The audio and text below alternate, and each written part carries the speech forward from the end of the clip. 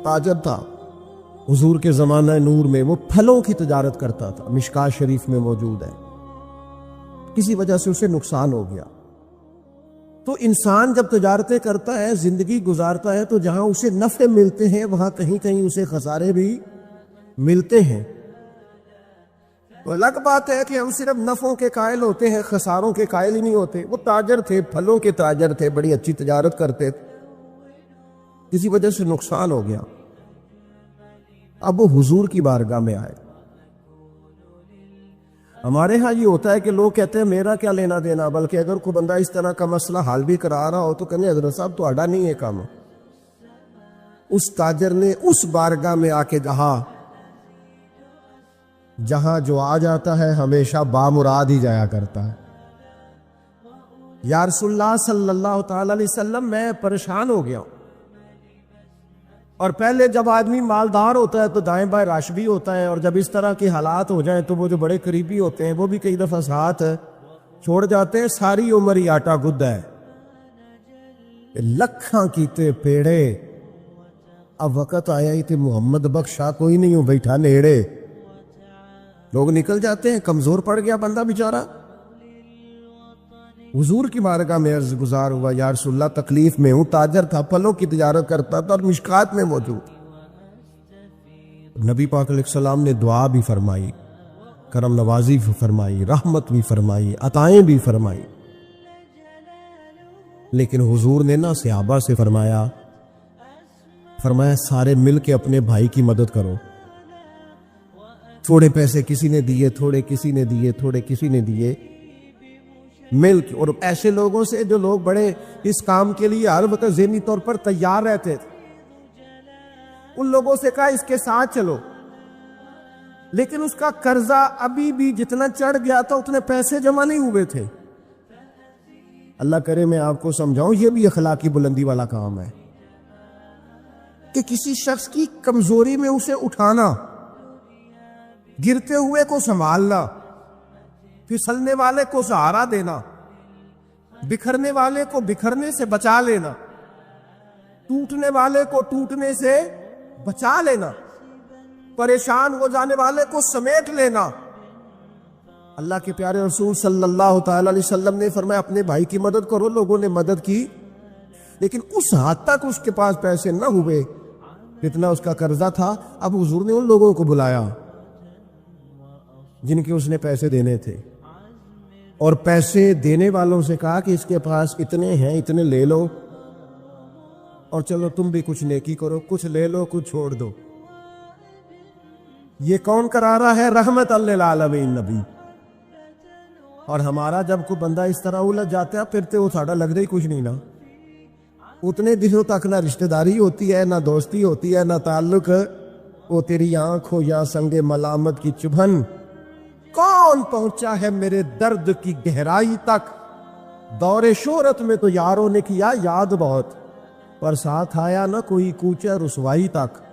جب حالات خراب ہوتے ہیں تو سب سے پہلا کام یہ ہوتا ہے میرا تعلق کوئی نہیں، اور جب ٹھیک ہوتے ہیں تو پھر بڑی لمبی رشتہ داری نکلتی ہو، کہتے ہیں وہ بڑی دور کے میرے قریبی تعلقات ہیں، وہ بڑا دور کا رشتہ ہے میرا، بڑا قریبی لین دین ہے۔ تو بڑی عمدگی سے لوگ، بڑی دور شہرت میں تو یاروں نے کیا یاد بہت، پر ساتھ آیا نہ کوئی کوچہ رسوائی تک۔ جو عرض کرنے جا رہا ہوں اس پر آپ نے زیادہ غور کرنی ہے کہ اگر کوئی آدمی گر رہا ہو تو گرتی دیوار کو دھکا نہیں دینا، اسے سنبھالنا ہے۔ اس شخص کو وہ یار حالات ہو جاتے ہیں اوپر نیچے، انسان کمزور پڑ جاتے، رات چلتے چلتے کئی دفعہ گاڑی کا صرف پیٹرول ہی ختم نہیں ہوتا، جو مفت میں پانی ملتا ہے کئی جگہوں پہ وہ بھی ختم ہو جاتا، اور قریب قریب اس کی بھی کوئی شناخت نہیں ہوتی۔ کئی دفعہ صرف پیٹرول کا مسئلہ نہیں ہوتا، وہ جو 20 روپے میں ہوا ٹائر میں بھری جاتی ہے کئی جگہوں پہ وہ بھی نہیں ملتی۔ تو تسلی کے لیے اخلاقی رویہ یہ ہونا چاہیے کہ اگر کوئی بندہ کہیں کمزور پڑ رہا ہے، گر رہا ہے، تو اس کی اس کمزوری پر اسے تھاما جائے، اس کی حوصلہ افزائی کی جائے، تسلی دی جائے۔ لیکن ہمارا یہ ماحول نہیں ہوتا. میں اکثر کہتا ہوں دوستوں سے کہ جو آدمی اپنے گھر کی تیسری منزل شروع کرتا ہے نا, تیسرا لینٹر ڈالتا ہے, اسے سارے جا کر پائیا کو کم ہو جاتے دسی بھائی ہونے کیوں دسنا ہے, مالدار آدمی اور تیسرا لینٹر ڈال رہا ہے. لیکن وہ بیچارہ غریب آدمی جو بالے ڈال رہا ہے اور لکڑی کی چھت ڈال رہا ہے, وہ اگر کسی سے جا کے کہتا ہے نا تھوڑی امداد کرا دے میرا کام رک گیا, تو کہتے ہیں آپ نے پہلے بتانا تھا. اب تو نہیں نا, مطلب وہ تو بڑی پرانی بات تھی, وہ تو میں نے بانٹ دیا, رمضان میں بڑا کر دیا, فلانی جگہ بڑا.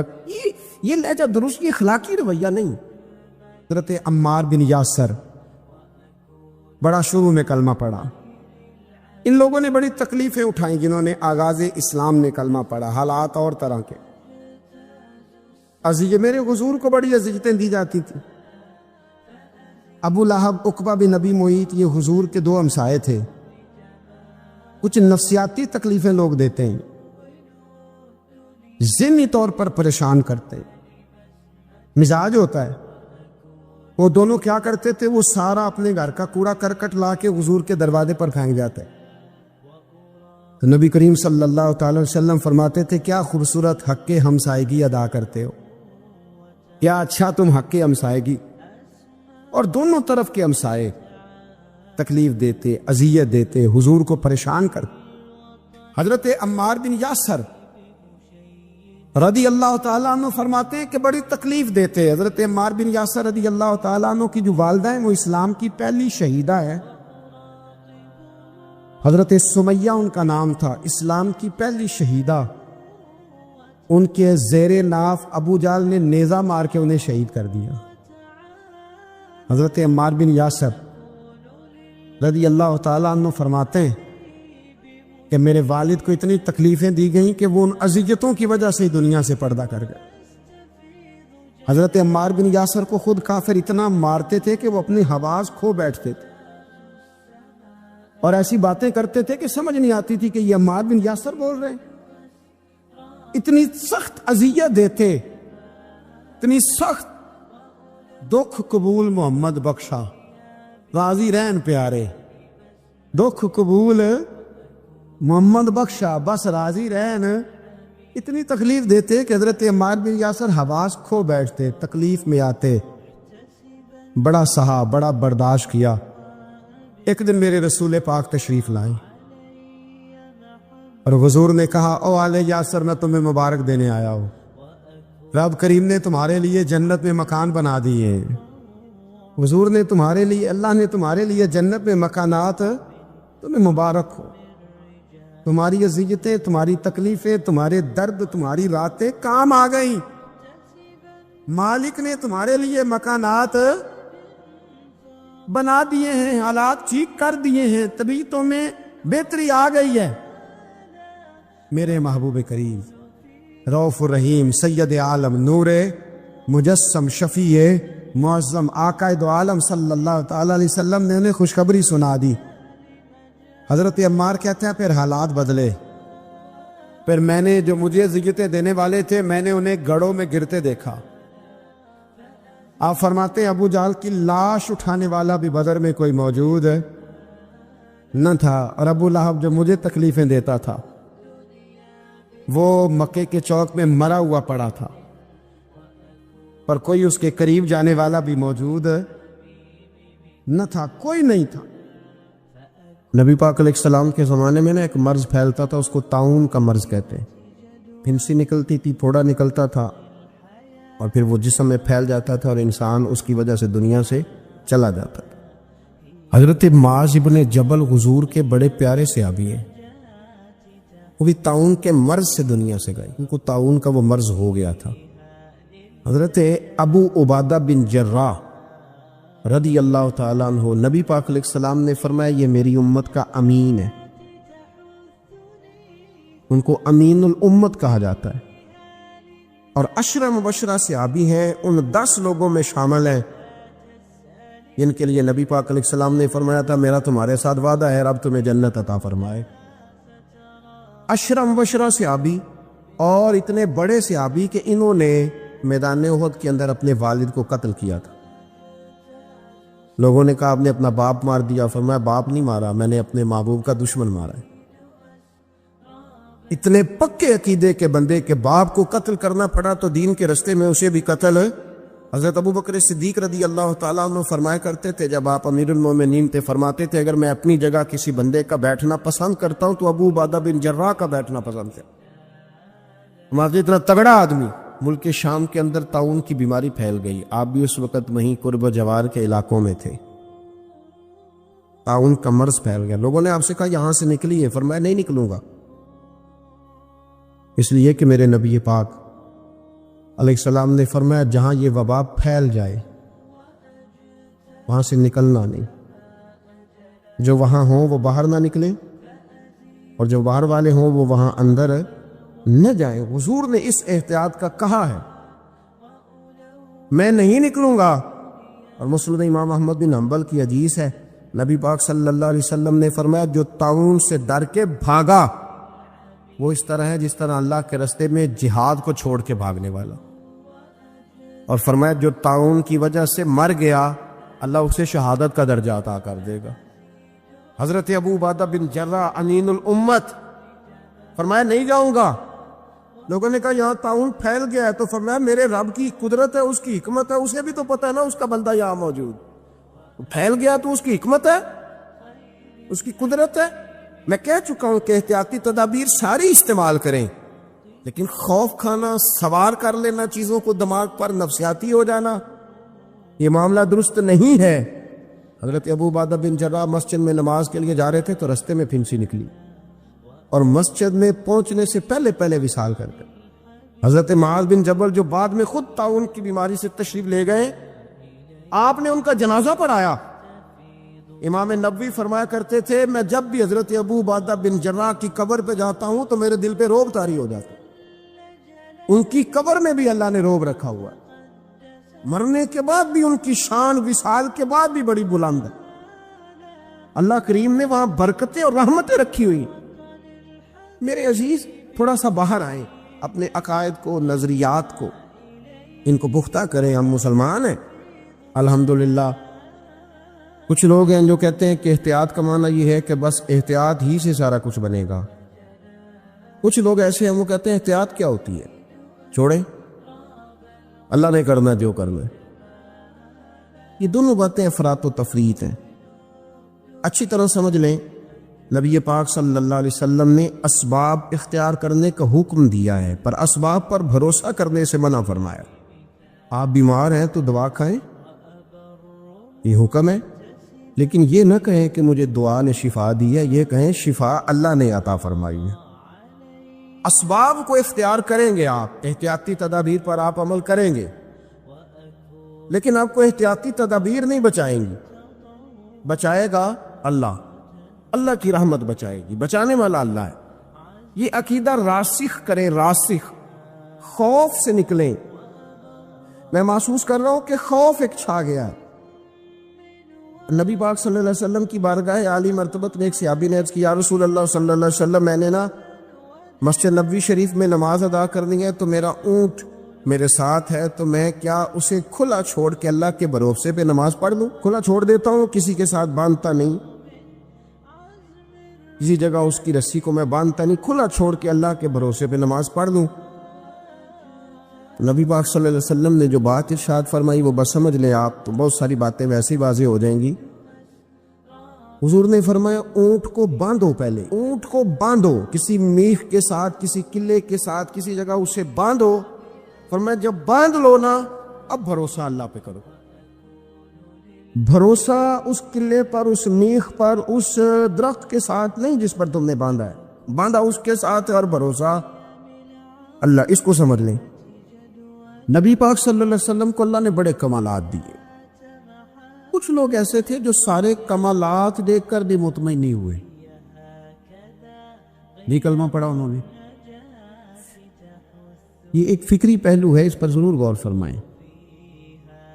جب جنگ ہوتی ہے ذاتی مفادات کی، اور جب انسان کو یہ غلط فہمی سما جاتی ہے کہ مجھے بھی کچھ پتا ہے، مجھے بھی کچھ آتا ہے، اور جب اس کا یہ ذہن بن جاتا ہے کہ میں نے ہر چیز کو پہلے اپنی چھوٹی سی عقل کے دائرے میں رکھ کے اچھی طرح سے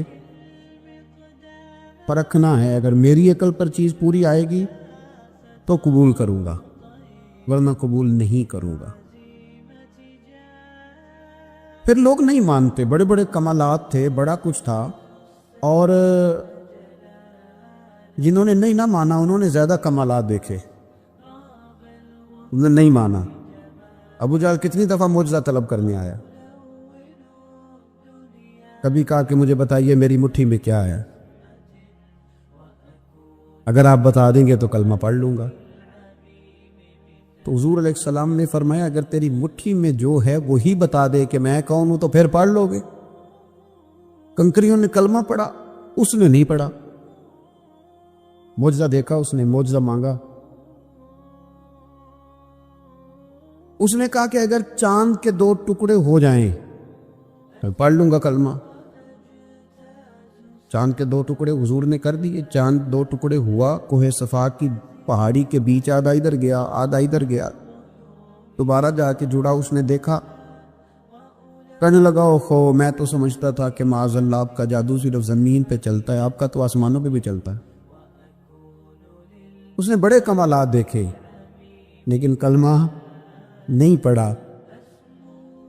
حضرت ابو الحسن خرقانی رحمۃ اللہ علیہ ایک درویش تھے۔ ہم جو درویشی اور فقیری اور ان لوگوں کو ماننے والے لوگ ہوتے ہیں، ان میں بحث کم سے کم ہوتی ہے، ان میں اپنا آپ بڑھانے کی عادت کم سے، اس میں ماننے کا مزاج ہوتا ہے، اور وضاحت بھی نہیں لوگ طلب کرتے، اشاروں سے بھی بات مان جاتے ہیں، غلامی اسی کا نام ہے، اشارہ آپ کر دیں بات ختم ہو گئی، طے ہو گیا مسئلہ، اتنی زیادہ لمبی تو بات ہی کوئی نہیں۔ حضرت ابو الحسن خرقانی تقریر کر رہے تھے، بات کر رہے تھے، تو کسی نے کہا کہ آپ حضرت بایزید بستامی رحمۃ اللہ علیہ کے سجادہ ہیں، تو حضرت بایزید کیسے آدمی تھے؟ تو فرمانے لگے حضرت بایزید کو جو دیکھتا تھا وہ کلمہ پڑھ جاتا تھا۔ باپ نے تو ماشاءاللہ قبول کر لیا، لیکن وہ جو سامنے بیٹھا تھا اس کی سمجھ میں بات نہیں آئی۔ وہ کہنے لگا حضور آپ نے کہہ دیا ہے پر میری عقل میں تو نہیں نہ آتا، نہیں آتا جس کی عقل میں تو پھر اس کی عقل میں نہیں آتا۔ میں اکثر کہتا ہوں کہ بہت سارے لوگ ہیں جن کا کوئی پیر نہیں، اور ان کا ہو بھی نہیں سکتا، ان کا کوئی پیر اس لیے کہ مطلب اتنا سیاںا بندہ اس کا کوئی پیر ہو جائے۔ اور میں تو پیروں کو مشورہ دوں گا کہ مہربانی کرنا ان کے پیر بننا بھی نہ، یہ بڑا مشکل کر دیں گے آپ کے لیے جینا۔ تو بہتری اسی میں ہوتی ہے کہ انسان سمجھے چیزوں کو اور دائروں کے اندر باتوں کو تسلیم کرنے کی عادت بنائے۔ تو کہا کہ جو دیکھتا تھا حضرت بایزید کو کلمہ پڑھ جاتا تھا، تو حضرت ابو الحسن خرقانی سے وہ شخص کہنے لگا جی بابا جی آپ عجیب بات کر رہے ہیں کہ دیکھا اور کلمہ پڑھ گیا، بندہ بندہ دیکھنے سے کیسے کلمہ پڑھ سکتا ہے؟ ابو جہل نے بڑی جگہ حضور کو دیکھا تھا، اس نے تو کلمہ نہیں پڑھا، اور بایزید بستامی کو دیکھ کر لوگ مسلمان ہو گئے، یہ کیسی بات ہے؟ تو حضرت ابو الحسن خرقانی فرمانے لگے مجھے اللہ کی عزت کی قسم، ابو جہل نے ایک دفعہ بھی محمد رسول اللہ کو نہیں دیکھا صلی اللہ، بڑی قسم اٹھا لی، ایک دفعہ بھی محمد رسول اللہ کو صلی اللہ ہو۔ تو شخص کہنے لگا حضور وہ چچا تھے حضور کے، اور دیکھا انہوں نے ایک دفعہ نہیں 1000 دفعہ۔ فرمانے لگے میں سفید داڑھی سے بوڑھا آدمی مسند پہ بیٹھ کے قسم اٹھا رہا ہوں تو میری بات ہی نہیں سمجھ رہا، نہیں دیکھا ابو جہل نے محمد رسول اللہ صلی اللہ علیہ وسلم کو، نہیں دیکھا، تو کہا پھر کسے دیکھا؟ تو حضرت ابو الحسن خرقانی فرمانے لگے اس نے جب بھی دیکھا عبداللہ کے یتیم بیٹے محمد کو ہی دیکھا، یہ وہی ہے عبداللہ کا یتیم بیٹا جو یہاں رہتا تھا، ایک دفعہ بھی اس نظر سے دیکھتا نا کہ یہ اللہ کے رسول ہے تو فوراً کلمہ پڑھ کے مسلمان ہو جاتا۔ جب بھی لوگ دیکھتے ہیں وہ اینک کی بڑی شاندار لگائی ہوئی ہے جس کے اندر سے کوئی آدمی بھلا نظر ہی نہیں آتا، تو ان کو پھر بھلائی نصیب نہیں ہوتی۔ ایک نظر سے بھی اگر انسان دیکھتا ہے کہ جس سے اسے بھلائی چاہیے تو پھر اللہ اسے توفیق ہدایت عطا کر دیتا ہے۔ حضرت ابو بکر صدیق کا کمال یہ ہے کہ میرے نبی کریم علیہ السلام نے نا ان کی شان ایک الگ انداز میں بیان فرمائی، الگ انداز میں۔ محبوب فرمانے لگے میں نے جس کے سامنے بھی دین پیش کیا اس نے دلیل مانگی، یہ بات آپ کو بتاؤں، یہ میری بات یاد رکھنا، اس کو کبھی نہ بولانا۔ جو اپنوں سے دلیل مانگتا ہے نا وہ اپنا ہوتا ہی نہیں۔ اپنوں سے دلیل مانگ لی اس نے بغیر دلیل کے، بغیر حیل و حجت کے۔ یہ ایک بات ہے، میں اس کو سمجھاؤں گا نہیں، نہ کھولوں گا، بس کہہ کے گزر جاؤں گا۔ اس کو سمجھ لیں اگر آپ کی سمجھ میں آئے تو۔ جس نے اپنوں سے دلیل مانگی نا، جس نے وضاحت مانگی، جس نے ثبوت مانگا، وہ اپنا تھا ہی نہیں۔ وہ کیا ضرورت پڑی تھی کہ وہ دلیل مانگتا، وضاحت پوچھتا؟ حضرت نجم الدین کبریٰ رحمۃ اللہ علیہ کے مرید تھے حضرت امام فخر الدین رازی، اتنے بڑے امام ہو کے ایک فقیر کے غلام تھے۔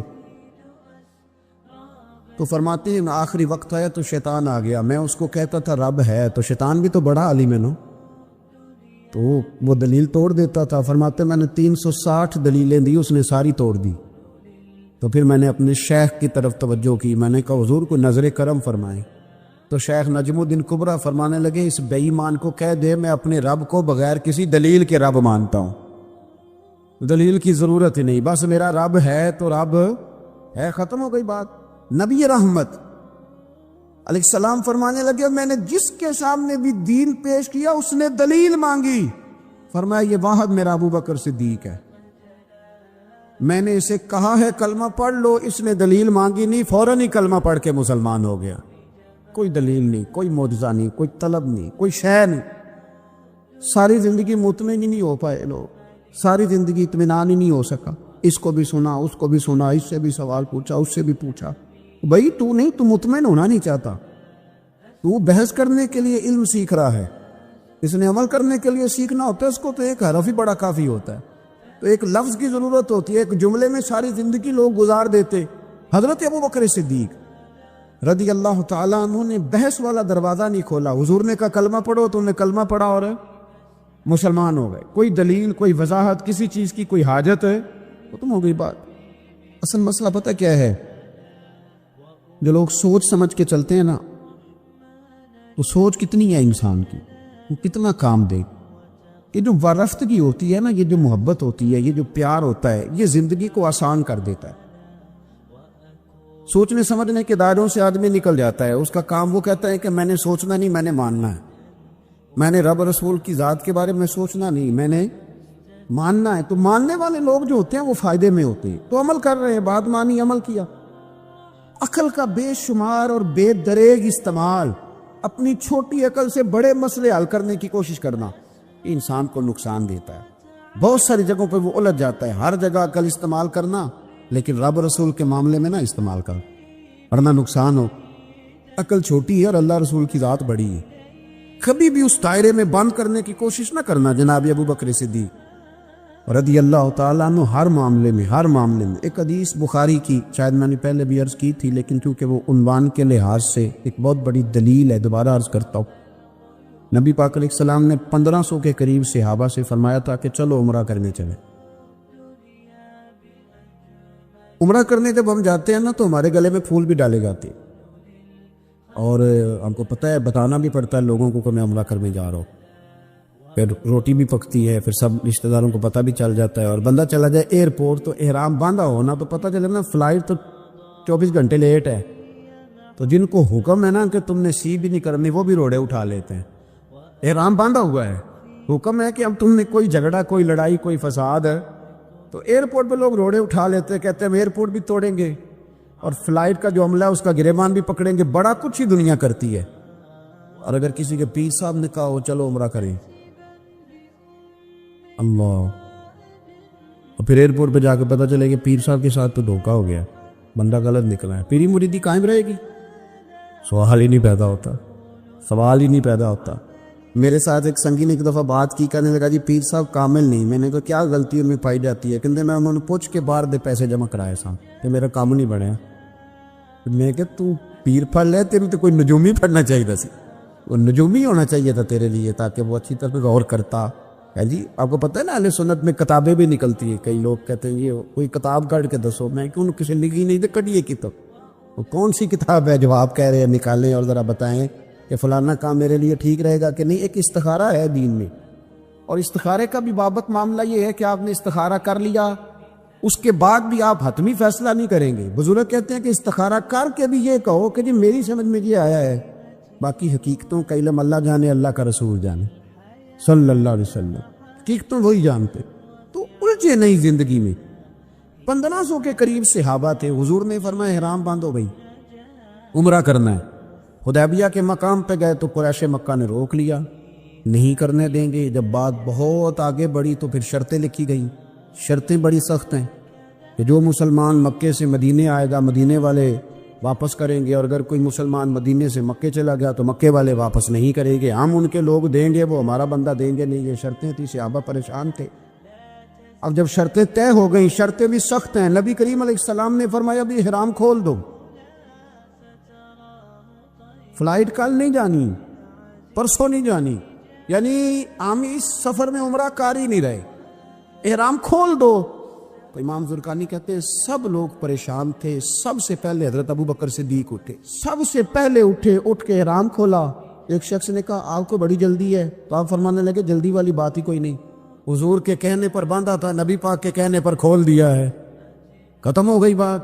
حضور نے فرمایا باندھ لو تو ہم نے باندھ لیا، حضور نے کہا کھول دو تو ہم نے کھول دی. جلدی والی کیا بات ہے. صحیح بخاری کے لفظ ہیں. حضرت عمر کہتے ہیں کہ میری سمجھ میں بات نہیں آتی تھی، دب کے صلح کیوں کریں، ہم تو 313 تھے، تو ہم نے بدر میں ان کو بھگا دیا تھا، اب تو ہم 1500 ہیں، تو ہم ان سے قتال کریں گے، لڑائی کریں گے، جنگ ہوگی. حضرت عمر فاروق رضی اللہ تعالیٰ عنہ فرماتے ہیں حضور نے شرطیں طے کر لیں، بات لکھی گئی. میں نبی پاک کے حجرے میں داخل ہوا، خیمہ لگا ہوا تھا. میں نے جاتے ہی اپنی جذبہ جہاد کا اظہار کیا اور بڑے جلال میں یا رسول اللہ آپ سچے رسول ہیں؟ بالکل سچا ہوں. قرآن سچا ہے؟ بالکل سچا ہے. اسلام سچا ہے؟ بالکل سچا ہے. حضور ہم دب کے صلح کیوں کریں؟ نبی کریم علیہ السلام نے فرمایا عمر تجھے تیری ماں روئے، میں اللہ کا رسول ہوں، میں وہی کہتا ہوں جو میرا رب مجھے حکم ارشاد فرماتا ہے. کہتے میں نے فوراً عرض کی یا رسول اللہ صلی اللہ علیہ وسلم آپ نے فرمایا نہیں تھا کہ عمرہ کریں گے؟ تو حضور نے فرمایا کہا تو عمرہ کریں گے، یہ تو نہیں کہا تھا کہ اسی سال ہی کریں گے. کریں گے تو کریں گے. جناب عمر کہتے ہیں میں واپس تو آ گیا، پر وہ میرے اندر جو جذبہ جہاد تھا ابھی ٹھنڈا نہیں ہوا. چند قدموں کے فاصلے پہ ابو بکر صدیق کا خیمہ تھا. کہتے میں ان کے خیمے میں جھک گیا. وہی سوال میں نے دہرائے، وہی میں نے کہا عمر ابو بکر یہ سچے رسول ہیں؟ کہا بالکل سچے، قرآن سچا ہے، سچا ہے، اسلام سچا ہے، سچا ہے، تو پھر ہم دب کے صلح کیوں کریں؟ جناب عمر فرماتے ہیں میں قربان جاؤں ابو بکر کے لفظوں میں بھی فرق کوئی نہیں آیا، حروف بھی اتنے ہی جتنے نبی کریم نے ادا کیے تھے. حضرت ابو بکر فرمانے لگے عمر تجھے تیری ماں روئے، وہ اللہ کے رسول ہیں، مرضی سے بات نہیں کرتے، وہی کہتے ہیں جو رب انہیں حکم ارشاد فرماتا ہے. بھائی نہیں وہی لفظ. فرماتے میں نے فوراً کہا، میں نے کہا ابو بکر حضور نے فرمایا نہیں تھا کہ عمرہ کریں گے؟ تو کہتے ہیں وہی لفظ، وہی حرف، وہی انداز، وہی طریقہ، وہی سلیقہ، وہی انداز تکلم، بالکل حضور کی اتباع میں اسی انداز میں فرمانے لگے عمر حضور نے فرمایا تھا عمرہ کریں گے، یہ تو نہیں فرمایا تھا کہ اسی سال ہی کریں گے.